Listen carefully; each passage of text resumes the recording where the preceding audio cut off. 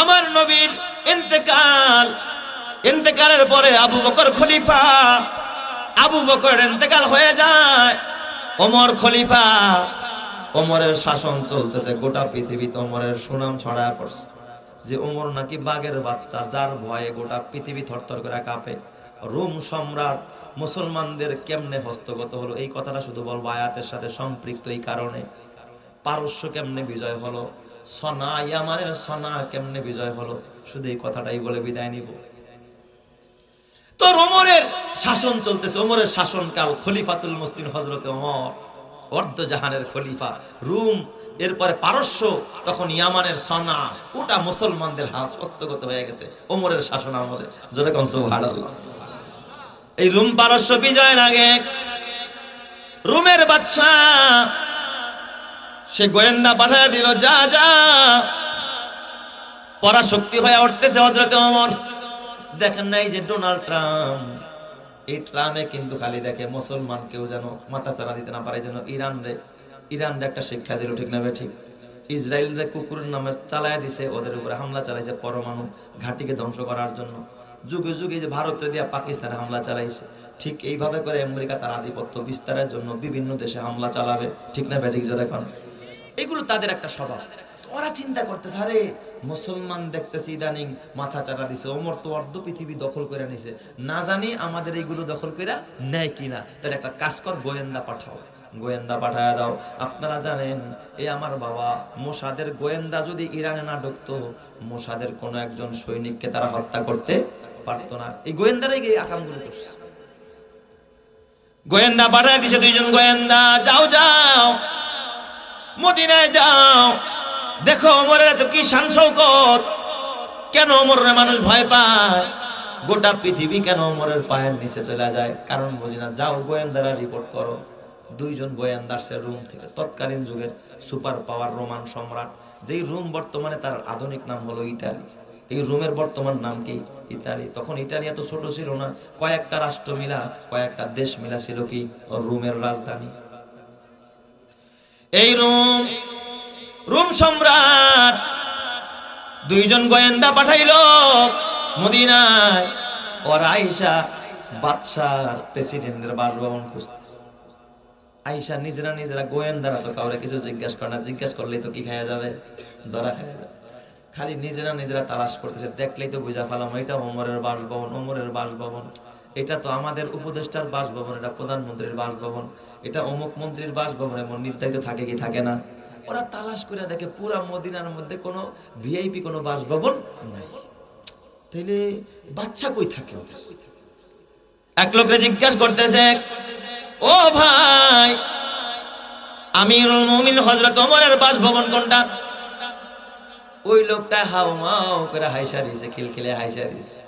এই মিয়া, তুমি কি এই দেশে থাকো না? ওমরের আবার বাসভবন কই থেকে আসে? আর কোনো বাসভবন ঠাসভবন নাই। সাধারণ মানুষ যেমন থাকে হযরত ওমরও তেমন থাকে। ওমরের বাসভবন নাই, তবে ওমরের একটা কলিজা আছে। আল্লাহু আকবার, জোরে কইতে আল্লাহু আকবার। ওমরের বাসভবন নাই, তবে ওমরের কি আছে? একটা কলিজা আছে, একটা কলিজা।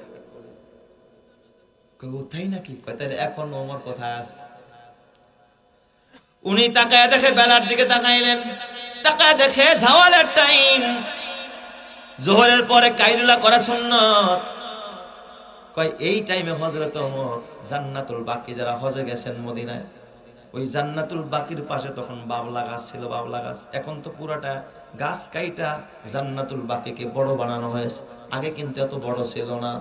এখন গাছ গুছ কাইটা পুরাটাই জান্নাতুল বাকি, কিন্তু আগে চতুর্দিক দিয়ে বাবলা গাছ লাগানো ছিল। ওই বাবলা গাছের পাশে হয়তো বা হযরত ওমর কাইলুলা করতেছে। সুবহানাল্লাহ, যেরকম সবাই। গাছের নিচে কোথায়? কবরস্থানের পাশে, গোরস্থানের পাশে। সিরাত ইবনে হিশামের মধ্যে লেখে, হযরত ওমর জোহরের নামাজের পর কাইলুলা করতেন। কাইলুলা করা সুন্নাত, আমার নবীও কাইলুলা করতেন। এই কাইলুলা করার জন্য ওমরের কোনো বাসভবন ছিল না। খোলা মাটির নিচে হযরত ওমর কবরস্থানের পাশে, বাবলা গাছের পাশে এমন ভাবে শুইতেন, ওমরের নজরটা ওই কবরবাসীর দিকে। কাইতে শুইতে না, পাশেই দেখতেন এই যে একটা কবর, ওই যে আর একটা কবর, এই যে অমুকের কবর, অমুকের কবর, ওই যে আরেকজনের কবর, এইভাবে কবরগুলো দেখতেন। হযরত ওমরও একটা ইট মাথার নিচে দিয়া গাছের নিচে শুয়ে থাকতেন আর কাইরোলা করতেন। হযরত ওমর ওখানে শুয়ে শুয়ে কাঁদতেন আর ডাক দিয়া বলতেন, ভাইরে আজকে তোরা মাটির নিচে আসোস, আমি এখন উপরে আছি, আমি তো একটা সময় আবার মাটির নিচেই চলে যাব। কিসের এত বাহাদুরি, এটাই ছিল ওমরের ক্ষমতা। ওমর নিজেকে এতটা তুচ্ছ মনে করতো, কাঁদতেন ওখানে শুয়ে শুয়ে, কবরের দিকে তাকাইতেন। হযরত ওমর গোয়েন্দারা তালাশ করতেছে, কোথায়? কয় যাও যাও ওই বাবলা গাছের নিচে, হয়তো ওখানেই পাইবা। কাছে গিয়া দেখে শুধুমাত্র একটা লুঙ্গি পড়া, শরীরটা খোলা, গায়ে দেওয়ার মতো কোনো জামা পরার মতো কোনো কাপড় ওমরের গায়ে নাই। সুবহানাল্লাহ, জোরে কর সবাই। এত অভাবে সময় কাটাইতেন হযরত ওমর, শুধুমাত্র তার লুঙ্গিটা পরা, শরীরটা খোলা, গায়ে দেওয়ার মতো কোনো পোশাক। হযরত ওমর ওখানে ঘুমায়, চোখ বন্ধ। লোক দুইটা যখন দাঁড়াইছে ওরা বুঝতে পারে নাই, ওরা মনে করছে এখানে কোনো পাগল ঠাগল মনে হয় শুয়ে রয়েছে। ওমর তো এটা না, অর্ধজাহানের খলিফার তো এই হালাত থাকতে পারে না। ওরা বুঝে নাই, চেনেও না এটা ওমর। মিডিয়া না, যে মিডিয়ায় চেহারা দেখা বুঝা ফেলাইবে এটাই ওমর, ওরা বুঝে নাই। ওরা ভাবছে এখানে কোনো পাগল ঠাগল শুয়ে রয়েছে, ওমর মনে অন্য জায়গায়। কাছে যখন দাঁড়াইলেন, ওই পাগল বলুক আর যাই বলুক, দেখার সাথে সাথে ওদের কলিজার মধ্যে কাঁপাকাঁপি আরম্ভ হয়ে গেছে। হঠাৎ আশপাশ দিয়ে হাঁটে দুইজনে কথা কয়, ওমরের ঘুমায় গেছে। ওমর উঠা বসলেন, জিজ্ঞেস করলেন, এই তোমরা কারা, কোথা থেকে আসছো, কেনই আসছো, এখানে কি চাও? লোক দুইটা ডাক দিয়া বলে, আমি অর্ধজাহানের খলিফারে তালাশ করি, ওমরে তালাশ করি। ওমরে দেখছেন নি? কয় বলো, আমি তো ওমর। এই কথা যখন বলছে, ওদের পায়ের নিচে আবার পাও থরথর করে কাঁপতেছে, থরথর করে কাঁপে। কি রে কাঁপো কেন? কয় শোনেন আমিরুল মুমিনিন, কেন কাঁপি আমি নিজেও জানি না। আপনার চেহারার দিকে যখন আমি তাকাইলাম, এই বডির দিকে যখন তাকাইলাম, তাকানোর সাথে সাথে কেন যেন আমার শরীরের মধ্যে কম্পন আরম্ভ হয়ে গেছে। চিৎকার মেরে করেন আল্লাহু আকবার। এই জন্য আমার নবী কয়, ইত্তাকু ফিরাসাতাল মুমিন, মুমিনের ফিরাসাত থেকে বেঁচে থাকো, ফাইন্নাহু ইয়ানজুরু বিনুরিল্লাহ। আরে মুমিন তো নিজের চোখ দিয়া দেখে না, মুমিন তো আল্লাহর নূরের মাধ্যমে দেখতে পায়। আরো জোরে করেন আল্লাহু আকবার। এই কথা যখন বলছে ওরা কাঁপতেছে। কয় ওমর, আপনি এমন কি অর্জন করলেন? আপনার হাতে অস্ত্র নাই, আপনার কোনো বডিগার্ড নাই, আপনাকে গানমান দেয় নাই, পাহারাদার দেয় নাই, আপনি কেমনে থাকেন? ওমর, আপনি এমন কি মেডিসিন পান করেছেন যেই মেডিসিনে আপনার এত শক্তি? কয় শোনো, ওই মেডিসিন যদি তোমরাও পান করো, তোমাদের আল্লাহ এই শক্তি দেয়া দিবে। কয় বলেন মেডিসিনের নাম কি? কয় মেডিসিনের নাম হলো আশহাদু আল্লাহ ইলাহা ইল্লাল্লাহ ওয়া আশহাদু আন্না মুহাম্মাদান আবদুহু ওয়া রাসূলুহু। ওরা দুইজন হাতটা বাড়ায় দিয়া ডাক দেয়া বলে, ওমর, আসছিলাম রুম থেকে, পারস্য থেকে, শুধুমাত্র রিপোর্ট লেখার জন্য। রিপোর্ট দিব না, রিপোর্ট দিব তো দিব, পক্ষে দিব না বিপক্ষে দিব। আমার কালিমাটা পরে মুসলমান বানায়া দেন, অচিরেই রোম আর পারস্য আপনার হস্তগত হয়ে যাবে। চিৎকার মেরে কন্না আল্লাহু আকবার।